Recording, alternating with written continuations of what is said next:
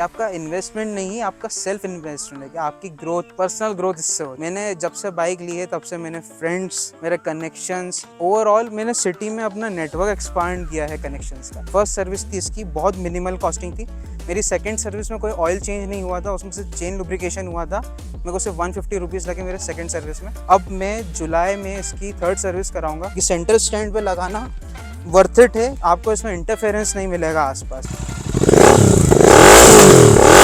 जब से गाड़ी ली है स्टॉक में कितना माइलेज था city as well as highways पे, और आरआरपी लगाने के बाद क्या कुछ माइलेज में डिफरेंस है? स्टॉक में ब्रांड न्यू था, ये नैरो है आगे से।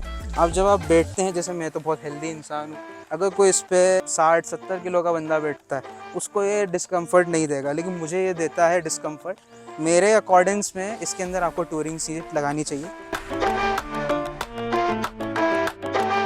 हाय guys, welcome back to my channel. आज आपके लिए एक बहुत ही इंटरेस्टिंग ओनर्स एक्सपीरियंस लेकर आया हूँ, बिकॉज जो मेरे पीछे फ्रेम में बाइक खड़ी है ना, आप में से बहुत से लोगों की ड्रीम बाइक होगी और रॉयल इनफील्ड ब्रांड की मोस्ट डिमांडिंग बाइक रहने वाली है। आज हमारे साथ है all new royal Enfield GT 650, जो कि 650 ट्विन नाम से भी इंडियन मार्केट में फेमस है। स्लिप स्ट्रीम ब्लू कलर में गाड़ी है, बहुत सारे मॉड्स इसमें करे हैं, लाइक RRP का एग्जॉस्ट लगा हुआ है, थोड़ी एसेसरीज भी लगी हुई है, PPF भी हुआ है। अगर आपकी भी ये ड्रीम बाइक है तो सारी बातें आज डिटेल में पता लगने वाली है कि यार GT 650 ले तो लेंगे हम, बट मेंटेनेंस कॉस्ट क्या कुछ रहने वाली है, क्या कुछ माइलेज ये गाड़ी देती है, ओवरऑल क्या कुछ एक्सपीरियंस है, सारी बातें आज हम ओनर से जानने वाले हैं। तो मैं यहाँ इंट्रो में ज्यादा टाइम वेस्ट नहीं करता हूँ, ओनर को इंट्रोड्यूस कराते हैं और आज की ओनर्स एक्सपीरियंस वीडियो को स्टार्ट करते हैं। फाइनली इस बाइक के ओनर अयान भी हमारे साथ ज्वाइन हो चुके हैं। कैसे हो भैया? भाई मैं बहुत बढ़िया हूँ, आप बताएं। मैं भी बहुत बढ़िया हूँ। Thank you so much channel पर आने के लिए। होप्स तो सारे व्यूअर्स के आज सारे डाउट्स एंड क्वेरीज क्लियर हो जाएगी। सबसे पहले तो यार व्यूअर्स को ये बता देना, पहले से क्या ये ड्रीम बाइक थी क्या? पहले से ही मेरी ड्रीम बाइक थी। मुझे जो रॉयल इनफील्ड ने इंजन निकाला उससे इतना प्यार हो गया, क्या इतना incredibly balance engine from royal Enfield. उस टाइम पे 2019 में 3.5 लाख की थी ये बाइक। जब मैंने परचेस करी तब तक इसका प्राइस इंक्रीज हो चुका था, लेकिन ये इंजन इतना स्मूथ है, आप बोल ही नहीं सकते कि ये रॉयल इनफील्ड ने कभी बनाया होगा। इसका सबसे मेन ऑब्जेक्टिव था इसका स्टाइल। ये गाड़ी का फुल जो कैफे बॉडी स्टाइल जो है, कैफे रेसर स्टाइल, ये मेरे को बहुत पसंद आया। ये गाड़ी का स्टाइल इतना बेहतरीन है। बस टैंक कैपेसिटी थोड़ी कम है, लेकिन उससे फर्क नहीं पड़ता, क्योंकि आपको इसमें हमेशा 12 लीटर का पेट्रोल रखना ही रहता। ये आप देखो ना, मतलब यहाँ पर मैं ऑन करके दिखा देता हूँ, 12 लीटर वाला रोल ही नहीं है, फुल यहाँ पर रखते हैं अपने अयान भैया।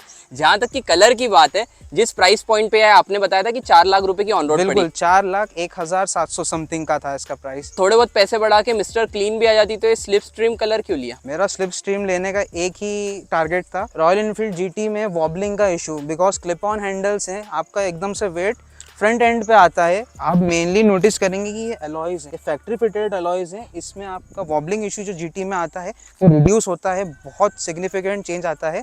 140 किलोमीटर पर आवर पे आपको कोई वॉबलिंग नहीं महसूस होगा। ट्यूबलेस टायर में वर्नस्टीन के हैं।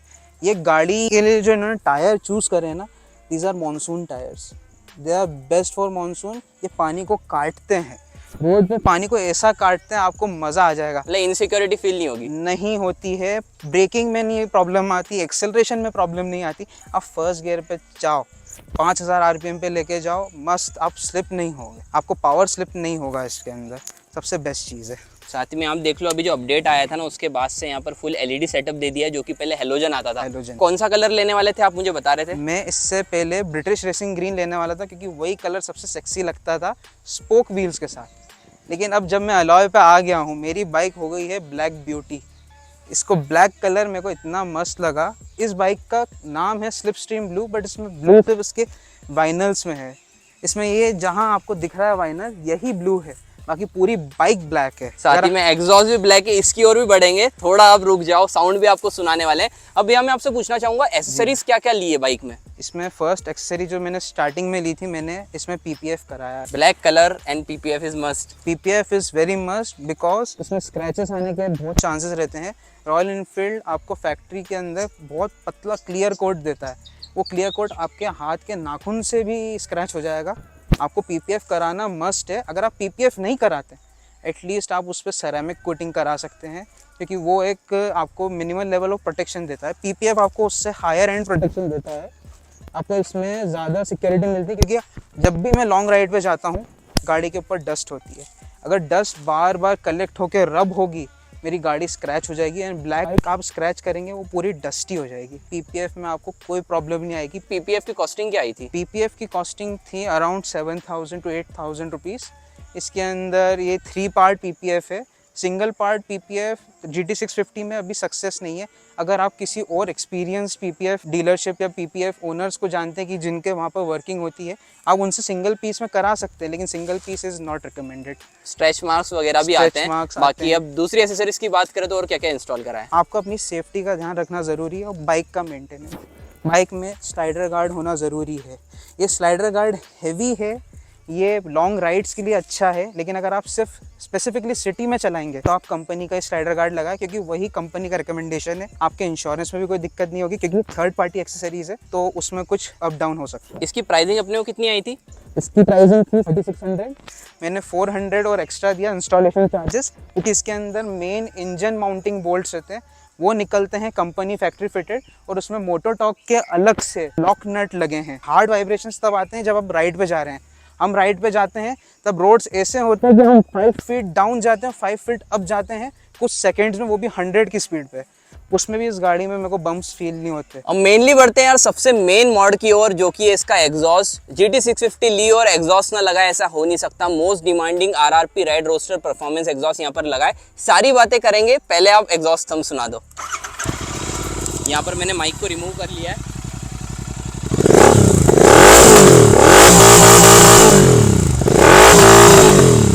काफी लाउड एग्जॉस्ट है। आई होप माइक ने आउटपुट पूरा कैच कर लिया होगा, बट वैसे काफी सूदिंग नोट है। ब्लैक एग्जॉस्ट मिल कैसे गया? बहुत सारे लोग क्रोम इंस्टॉल कराते तो पहले से मन था कि ब्लैक ही लगाना है। ब्लैक ही लगाना है, बाइक ब्लैक आई है तो ब्लैक एग्जॉस्ट लगाने का कोई डाउट ही नहीं था, यही लगाना था हमेशा। प्राइसिंग क्या आई एग्जॉस्ट की? प्राइसिंग आई है 19,000, MRP इसकी 21,000। पर एयर फिल्टर तो अपग्रेड नहीं कराया अभी? नहीं, एयर फिल्टर अभी तक अपग्रेड नहीं। Because I guess this one is slip on, bend pipe on, stock है। अब मेन क्वेश्चन आता है, एग्जॉस्ट लगा लिया है, माइलेज ड्रॉप फॉर श्योर हुआ होगा, बिल्कुल। बट जब से गाड़ी ली है स्टॉक में कितना माइलेज था city as well as highways पे, और RRP लगाने के बाद क्या कुछ माइलेज में डिफरेंस है? स्टॉक में ब्रांड न्यू था, 22 माइलेज था, लेकिन first service first oil change के बाद मेरा माइलेज इंक्रीज होके 26-27 तक चला गया था।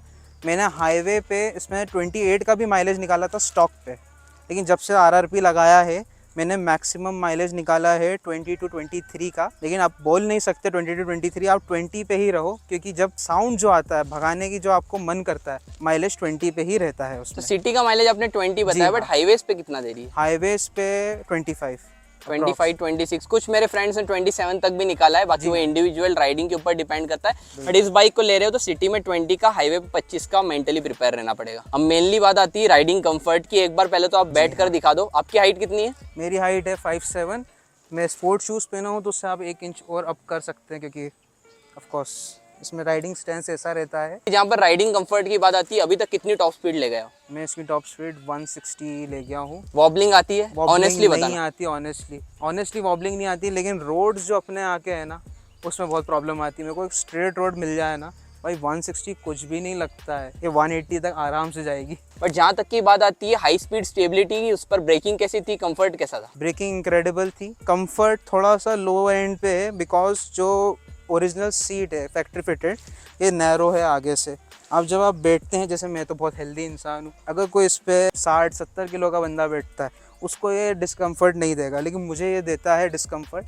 मेरे अकॉर्डिंग्स में इसके अंदर आपको टूरिंग सीट लगानी चाहिए। टूरिंग सीट में आपको फर्मर कुशन मिलता है, इसमें है सॉफ्ट कुशन है, लेकिन soft cushion over time long ride पे फिर आपको सूदिंग नहीं रहेगा, आपको वो पेन करने लगेगा। आप फिर साइडलिंग कैसे करोगे? ये क्लिप ऑन हैंडल से आपको झुकना पड़ता है, आप इस पर साइडलिंग नहीं कर सकते। लाइफ की फर्स्ट बाइक थी, ठीक है? जी हाँ। ड्रीम बाइक भी ले ली, क्लिप ऑन हैंडल बार्स थे, तो कहीं ना कहीं शुरुआत में एडजस्ट होने में टाइम लगा इसके पोस्चर के साथ? बिल्कुल लगा।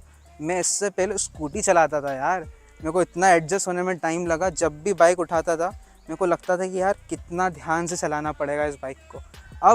अब कुछ नहीं भाई, पीछे से यूँ आते हैं, ये बैठे, चलो कहाँ चलना है, पूरे हैबिट में हो गई है, पूरी हैबिट। वो कहीं ना कहीं एज अ डेली कम्यूटर ही यूज हो रही है गाड़ी। डेली कम्यूटर ही यूज हो रही है। तारीफ बहुत सारी सुन ली, मेंटेनेंस कवर कर लिया, एसेसरीज कवर कर ली, माइलेज कवर कर लिया। अब जहाँ तक की बात आती है सर्विस कॉस्ट, एक बार शॉर्ट में बता देना। सर्विस कॉस्ट, फर्स्ट सर्विस आपका रहेगा 2800 और 150 rupees for chain lubrication. First service थी इसकी, बहुत मिनिमल कॉस्टिंग थी। मेरी सेकंड सर्विस में कोई ऑयल चेंज नहीं हुआ था, उसमें से चेन लुब्रिकेशन हुआ था। मेरे को सिर्फ 150 रुपीज़ लगे मेरे सेकंड सर्विस में। अब मैं जुलाई में इसकी थर्ड सर्विस कराऊंगा, उसमें मुझे इसका ऑयल चेंज करना पड़ेगा। और भी कुछ चीज़ आएंगी मैं आपके साथ शेयर कर दूंगा, लेकिन अभी इसका सिर्फ ऑयल चेंज ही होगा, इसमें कुछ और फर्दर मेंटेनेंस की जरूरत नहीं। एक चीज क्विकली और कवर कर लेते हैं, मैं भूल गया था, यहाँ पर आप नोटिस कर सकते हो सेंटर स्टैंड यहाँ पर लगा है, शोरूम से ही लगवाया है क्या? जी कुछ हाँ, कॉस्टिंग है? ये शोरूम से ही लगवाया है। इसकी यही खासियत है कि आपको कभी भी आपकी बाइक मॉल में पार्क करनी हो या फिर आप कैफ़े में पार्क कर रहे हो, आप आपकी बाइक स्ट्रेट पार्क कर सकते हो, क्योंकि बाइक का लीन इतना ज़्यादा रहता है। कोई अगर पास में आपके बाइक लगा देगा तो आपके लिए प्रॉब्लमेटिक रहेगा, क्योंकि वो आपके टैंक को स्क्रैच कर सकता है, आपके हैंडल बार को पुश कर सकता है गलत तरीके से।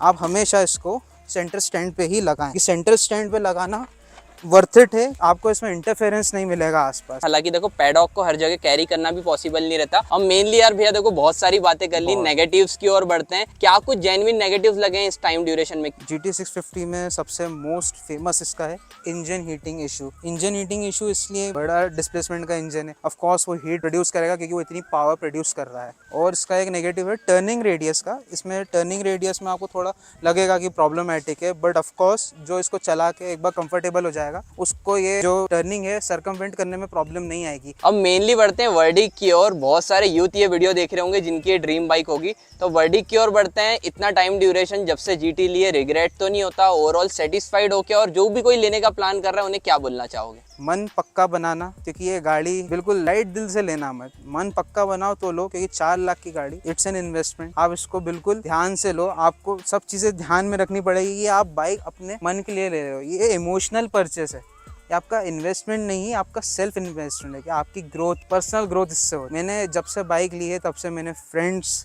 मेरे कनेक्शंस, ओवरऑल मैंने सिटी में अपना नेटवर्क एक्सपांड किया है कनेक्शंस का, बिकॉज मैं सिटी में फास्टर ट्रैवल कर पा रहा हूँ। और बाइक जब लोग देखते हैं, मेरा कम्युनिकेशन बढ़ रहा है लोगों से। बहुत इंपॉर्टेंट चीज़ हुई मेरा भी हुआ आपसे। वीडियो को एंड करते हैं। Thank you so much Ayaan भैया अपना जेन्युइन एक्सपीरियंस शेयर करने के लिए। कुछ भी डाउट हो भेजिएगा कमेंट सेक्शन में, पूछ लेना। भैया का भी इंस्टाग्राम हैंडल डाल दूंगा, तो आपको उनसे भी कुछ डाउट्स क्लियर करने तो आप पर्सनली जाके कर सकते हो। वीडियो यहाँ तक देखी हो, अच्छी लगी हो तो यार लाइक करना, चैनल को सब्सक्राइब कर लेना। सो मिलते हैं ऐसे एक इंटरेस्टिंग कॉन्टेंट के साथ।